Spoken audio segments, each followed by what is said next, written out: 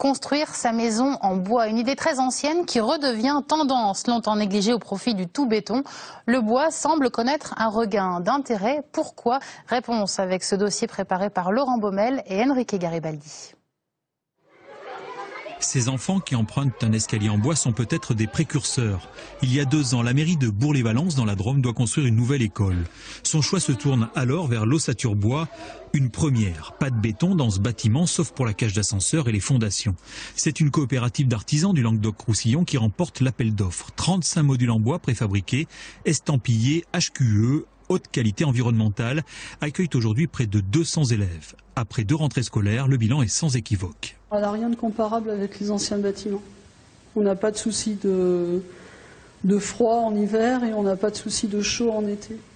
L'isolation? L'isolation est tout à fait correcte. On a un échange thermique avec une ventilation double flux qui fonctionne et c'est du confort. Parce que lorsqu'en été vous avez 23 degrés dans une classe, il n'y a aucun souci, vous pouvez travailler. C'est dans ces ateliers situés à Baillargues, tout près de Montpellier, que l'école élémentaire des Chirouzes de Bourg-les-Valences voit le jour.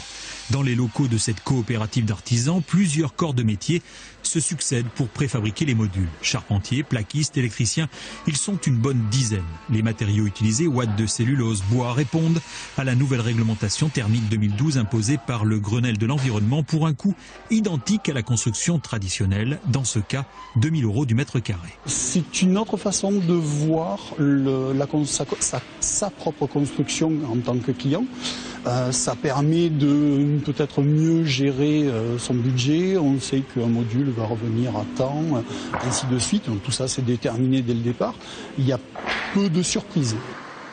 Ce jour-là, 4 modules en bois prennent la route pour Yssingeaux, en Haute-Loire. La coopérative héroltaise livre la dernière tranche d'un tout nouveau lycée, commandé par le Conseil régional d'Auvergne 8 mois plus tôt.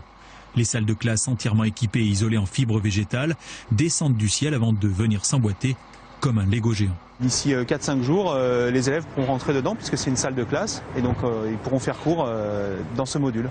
Donc c'est ultra rapide.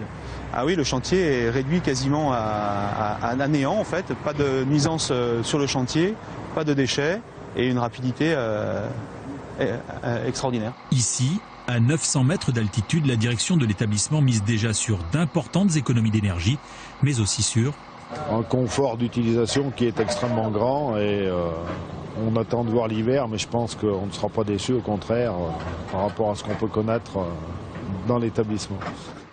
La construction à ossature bois présente l'avantage de résister au temps, pour preuve les maisons à colombage, mais aussi d'être démontable et transportable à l'infini.